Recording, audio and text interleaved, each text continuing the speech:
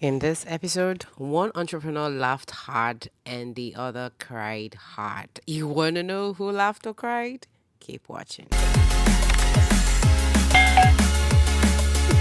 Hi guys, welcome back to my channel. My name is Julie. You're welcome to another review episode of The Lion's Den. We're talking about everything that went down in The Lion's Den. This is the part 2 of the video. If you haven't seen part 1, you probably want to do that so that you be in line with this conversation. But if you've seen that, then stick here. Let's talk about it. Guys, so you know in every of the episode, we have 4 entrepreneurs. We talked about the first 2 entrepreneurs in the first video. We're talking about the 2 last entrepreneurs. If you're very new to my channel, thank you so much for coming in. Reality shows, this is what we talk about in this channel. Feel free to subscribe to the channel, turn on post notification. Don't forget to like this video. Don't forget to share your comments on the comment section. I love conversations. Let's talk about this reality show a bit more. Who do you guys think deserved money to get money funding this time that didn't get funding if you watched the Lions Den? Guys, unfortunately, I will not be able to share lots of clips here. I do not have the right to share this content. I've been getting a lot of requests to do that. I do not. But what I'm going to be doing in this video, and unfortunately, guys, I got really bad visuals. So what I decided to do in this video is to share more of the audio, so you guys will probably hear conversations. So when there is need to do that, I will please so that you would understand the conversation that is going on. Anyways, the third entrepreneur to get into the den was this young man who was asking for just 6 million naira for 25% of his business. He wanted to start a water business. He wanted to start manufacturing, set up a plant, start his manufacturing water business. And his speech was quite interesting because he made mention of something that looked like a real-time problem for his people. He said that people have to travel or walk 35 kilometers before they can have access to buy sachet water. Guys, this is 2021. This is not in the 80s where people had to still walk to the stream to get water. And you can imagine in this modern era to have people who are still struggling to buy water even when they have the money. It really looked like, okay, this is a huge business opportunity. And so when he was done with his presentation, Mr. Dan was the first person who said, you know what, I don't understand that part about the 35 kilometers. Can you explain more? Are you sure that people don't access water in Kano? And then he had to explain that it wasn't Kano, that it was Kabo, somewhere in Kano State. And so when he was done, that story alone brought over the minds of all the lions. I will not even lie, including me, because I was like, this dude has seen a big business opportunity and he's willing to do something about it. So when he was asked for his revenue, guys, unfortunately, he has not started this business. This is a purely business idea that he's ready to get started, has not started. But one thing I've noticed about this Lions is once you have a business idea, as long as you have something that you have been doing on the side that probably has been helping you make money, they see you as somebody who is an entrepreneur. They want to know that you're an entrepreneur and not just a entrepreneur. Because guys, there's a difference between an entrepreneur and an entrepreneur. An entrepreneur is somebody who has a business, solves a problem, and is making money. A entrepreneur is somebody who is still on the journey of becoming an entrepreneur. Okay, so I hope you get that difference. So most times they want to see that you are an entrepreneur. That's why most times they ask the questions of what's your revenue, what are your margins. And so this guy wasn't different. Even though he had an idea of helping solve a water problem in his community, they wanted to know if he was an entrepreneur. And they asked him for his numbers. He said he actually had a business on the line that he was into, I think internet facilities. Like he shared some things about doing other things and making money. And what the question that was asked was, what are your revenues? And then he made some quite interesting he stated some quite interesting facts. He said in 2019, they made about 5 point something million, got a net profit of 3 point something million. I was like, okay, that's good, that's good. 2020, he said because of the pandemic, they made about 3 point something million and got about net profit of 2 point something million. And I was like, okay, that's good, that's good. And then at the end of the day, he topped it off with saying that at the end of the year, their financial records, they discovered that they had been able to make over 100 million naira worth of transaction, and in that 100 million naira transaction they had about 1% that was their net profit. And at the end of the day, it looked like this dude knew what he was doing in terms of business. I mean, for a guy to just say I've made about 100 million naira worth of transaction, he is a business person if you ask me. And basically I think that was one of the numbers. These numbers I think are the most impressive numbers we've ever had in the den.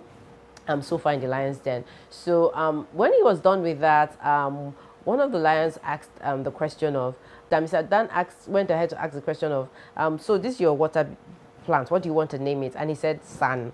And they asked him, what's the meaning of sun? And he said, sun means generosity. That was where he bought the heart of all the lions. Were like, oh my gosh. Immediately, Bolaji also asked him to share a bit about who he was, his background. And he said something about that he actually has a daytime job, that he also works as an exam analyst or so in the Open University, and that he just wants to be an entrepreneur to help solve problem, employ people, and the rest of it. And guys, when he said that, I was like, okay, yes, this is a business owner who knows what he's doing. So he looked very credible. Everything about him sounded really authentic, and I think that was one of the things that brought the lions over. I mean, for the first time, we saw the lions asking questions and answering by themselves. He needs much more than 6. He needs much more than 6. So he will. 6 is a contribution to it. Okay. Yeah. They were helping answer questions. Like sometimes you see them just look at you and wait for you to answer, but this time they were helping this dude answer questions. I mean, the power of just being simple, having a simple business, I mean, does a lot in this lion's den, I will not lie. Anyway, eventually, Balaji made an offer, and the offer was, I'm going to give you all the money you want, 6 million naira. What I want is just give me back 100% interest of the money, keep all your equity, keep all your company, I don't want part of your company. And Dan chipped in also with, okay, you know what, I'm going to support, I have a foundation, we're going to work with you on the same term with Bolaji.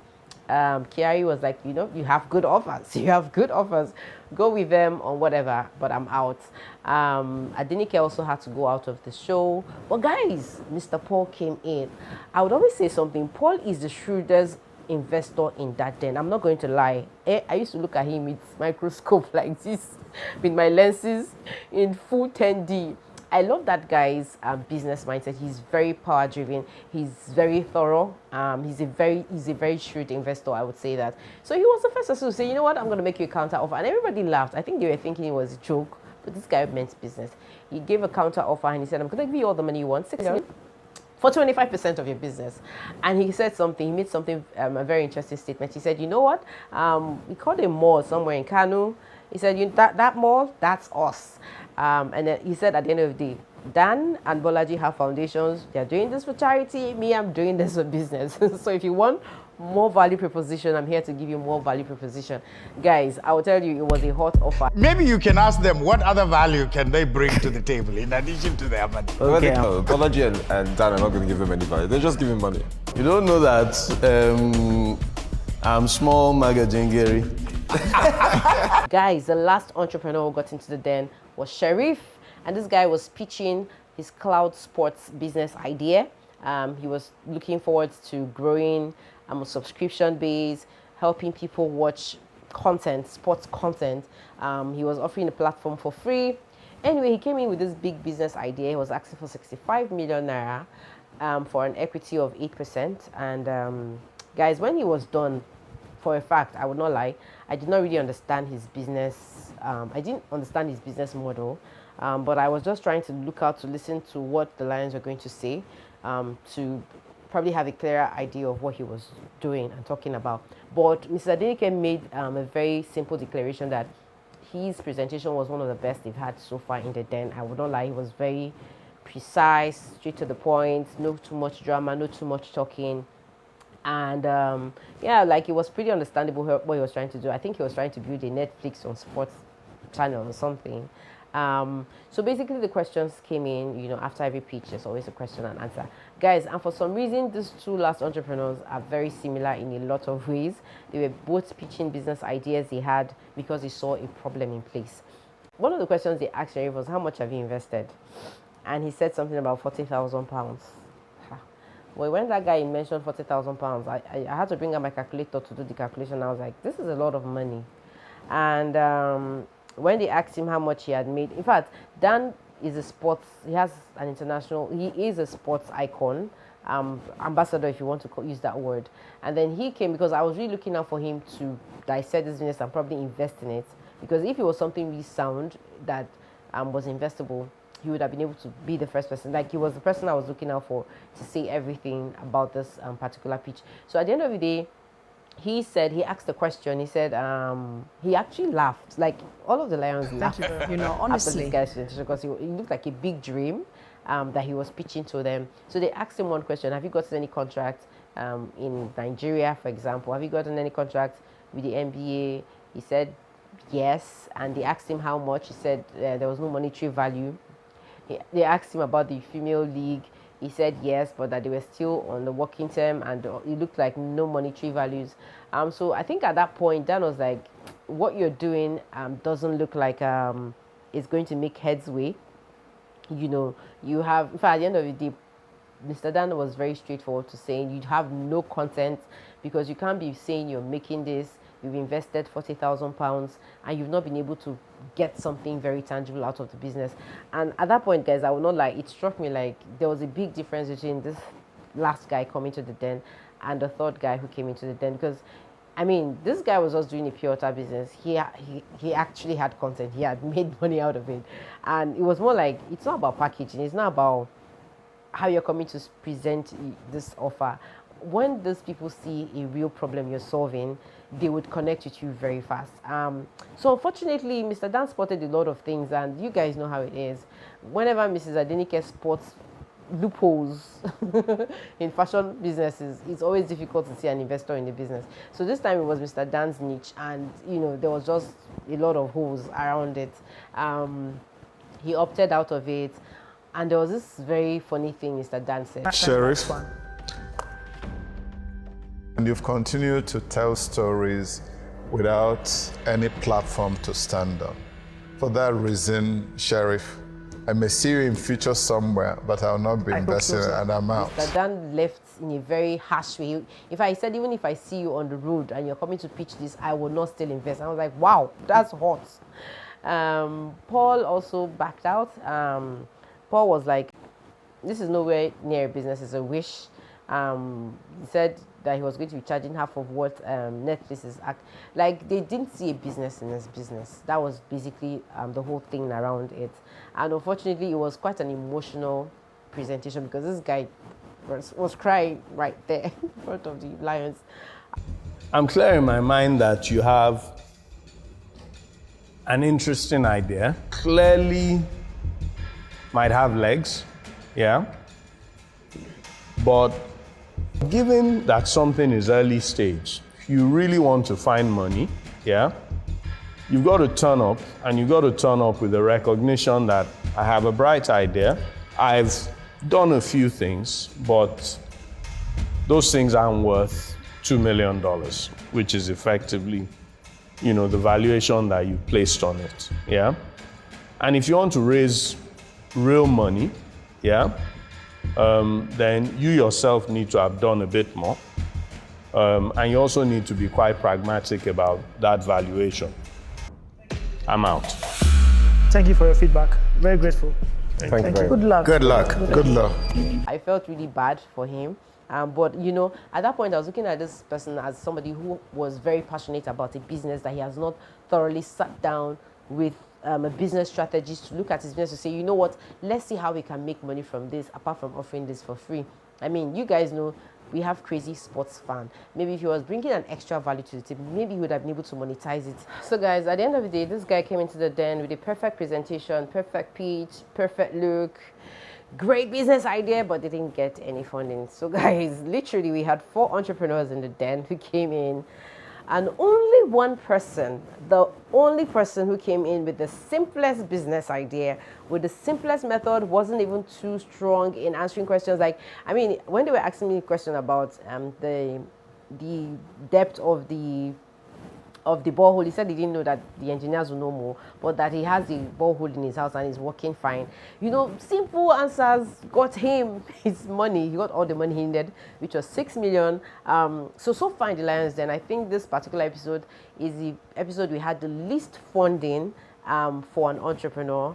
And I don't know, but I feel wrong business structure has a lot to do with why most of the entrepreneurs in this particular episode didn't get the funding that they wanted for their business. Guys, it was an amazing, but it was really emotional watching this guy, especially the last guy. I felt really horrible for him. I pray he probably gets help out there. But whatever he has is nowhere near a business. I think he needs structure. He needs some kind of form of clarity to himself and maybe to whoever is presenting the business idea to. Because even at this point, even after listening to the Lion's explanation questions, I still didn't understand his business. And I think it's very paramount that as entrepreneurs, we need to know how to simplify our business to ourselves before we go out to seek people to come into the business. There was really a lot. I felt very terrible that this guy had to get very emotional. He was crying in front of the Lions, guys. I will not lie, that got me teary. So guys, I think two entrepreneurs were a bit lucky. One person got full funding. The other person, there was a promise that she will probably get a connect to get to a financial institution that will help her get more money. That's the cassava flour lady, superfood. So I wouldn't call that a win in the den, but it's still a plus. So only one business got lucky in this episode. Guys, that's literally everything that went down in this particular episode of The Lion's Den. I hope I'm doing a great job. Let me know what you think of The Lion's Den so far. Which of the entrepreneurs struck you the most in this particular episode? For me, it's the last guy, and the last two set of entrepreneurs really they stood out. They stood out for me because of their ideas and their business, and the simplicity versus complexity of those two entrepreneurs made it quite interesting for me to analyze. Guys, I'm going to see you all in another episode. For now, thank you so much for tuning in. We're going to do more of this, and of course, see you all in another episode of Personality Highlights with Jiggy. Bye bye and take care.